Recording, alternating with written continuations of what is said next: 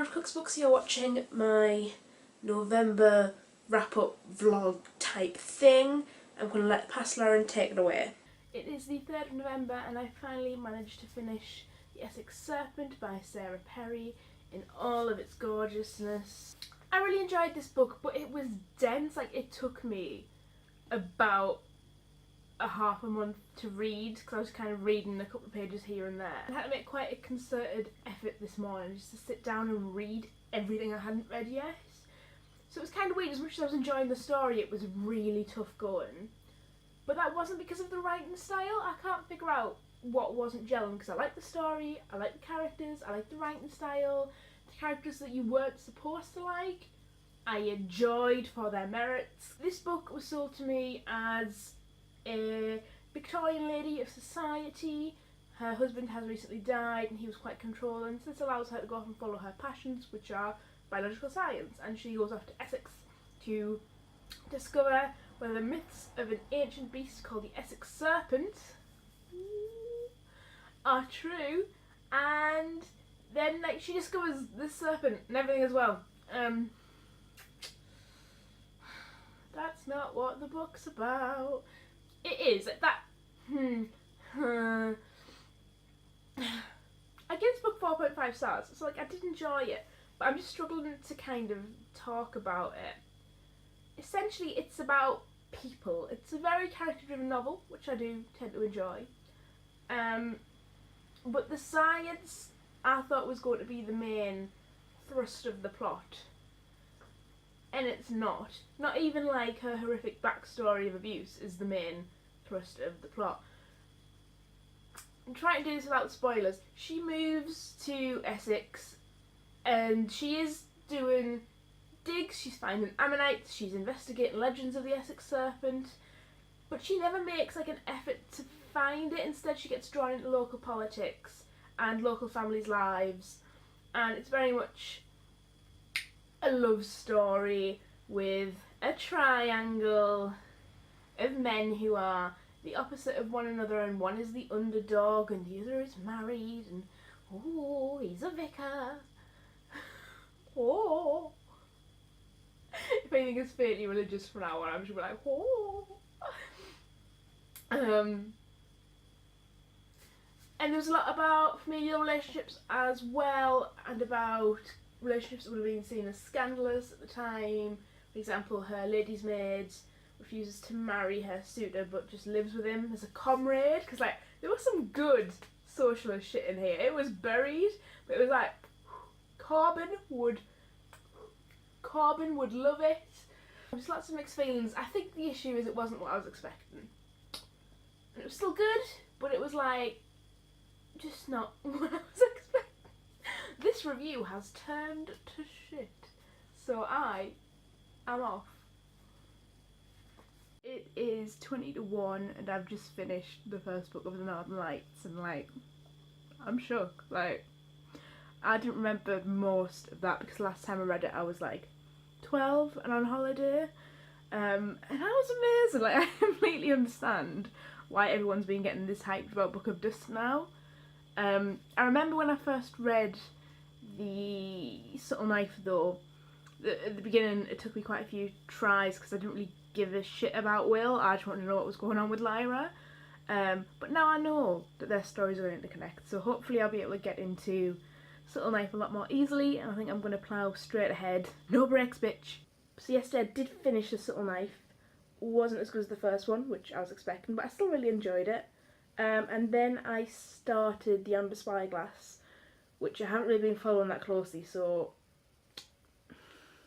I don't think I missed too much.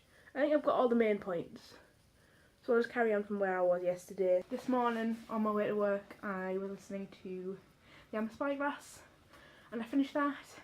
I'm not sure how I feel about the series overall. I love it, overall, but I think I need a little bit more time to sort through my thoughts, because I think I like the Golden Compass the most because it felt like stuff was happening on every single page, or every minute there was another disaster. But then again, there is more strength in more theoretical writing, which you definitely got to buy book 3. Got a lot of mixed feelings. Goodnight Stories for Rebel Girls was a really, really inspiring book. And when I was putting this into Goodreads, I realised it was my 100th book of the year. So I finished my Goodreads goal. And like a whole month early. Who am I? Last night when I started reading it, I shared an Instagram post about the book. And the creators of the book liked it, so I kind of fangirled over that a little bit.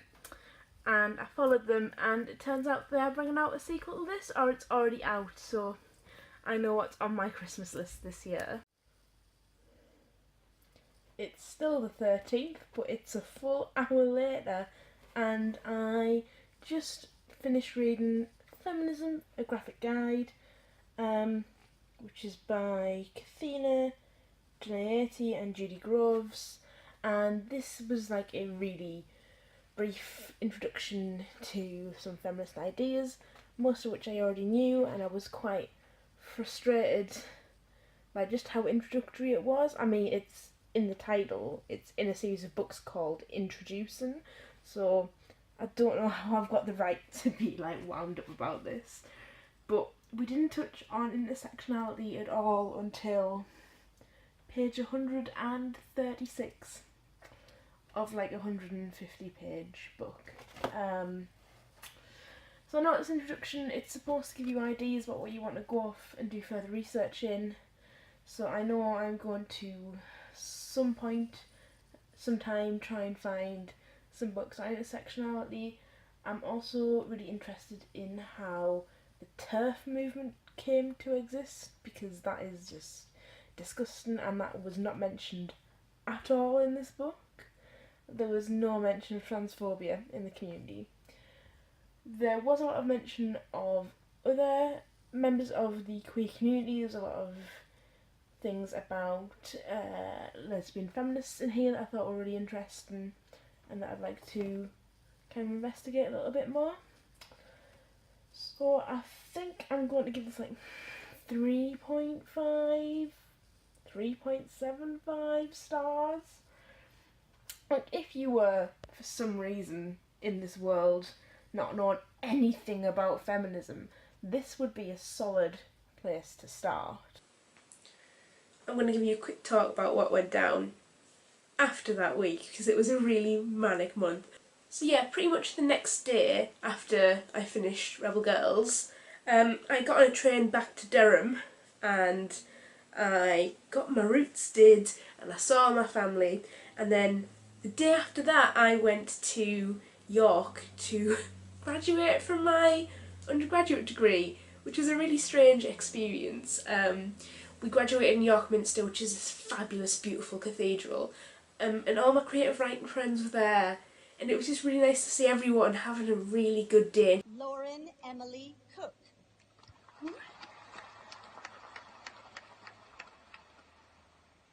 Joshua Brandon Middleton Orm. And then I put the hat on and like it changed my life. I think I need to have a set of gowns and a hat made for me to keep, because we did have to give them back. And I made some really iconic boomerangs. They kind of had to like rip the gown off me because I really didn't want to give it back. Then the next night I went to this big light festival in Durham called Lumiere, and it was just like incredible. My friend was stewarding the light festival, and she'd also been helping put up all of the exhibitions, so she kind of like led me around and explained it all to me. I think it was a lot better having that background to understand the pieces.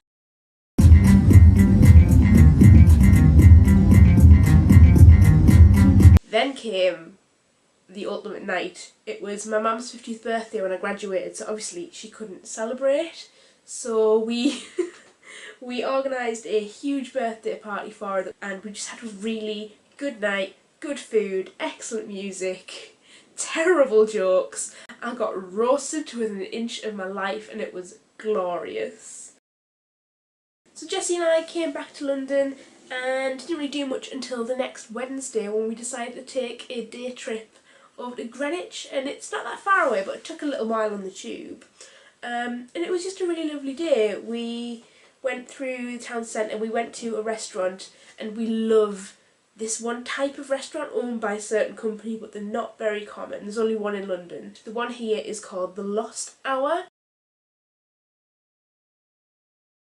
And we just had to walk around the town, through a park, and we walked to the big park, and we're like, oh, this is where, like, the timeline is, right? Let's go time travel.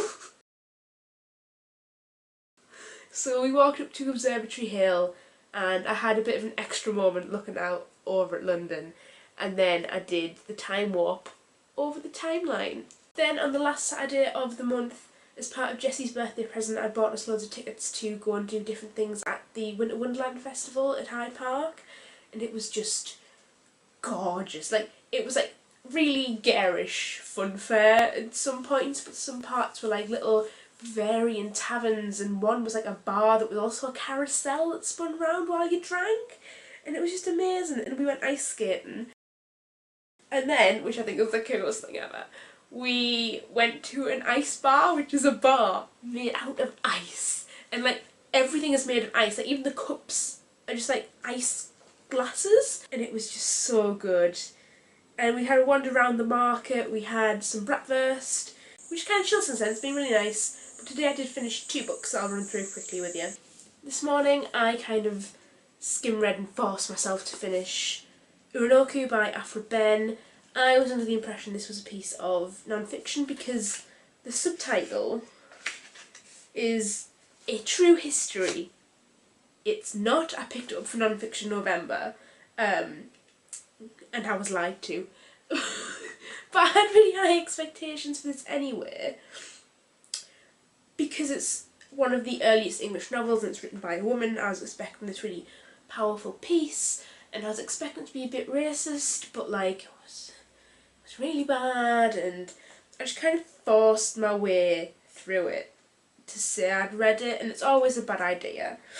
Yeah, I just felt pretty shit after I finished it, to be honest. So this is going to get 2 stars. I really wasn't that keen. Another book I finished, which was actually non-fiction, was A Dictionary of Idioms and Their Origins.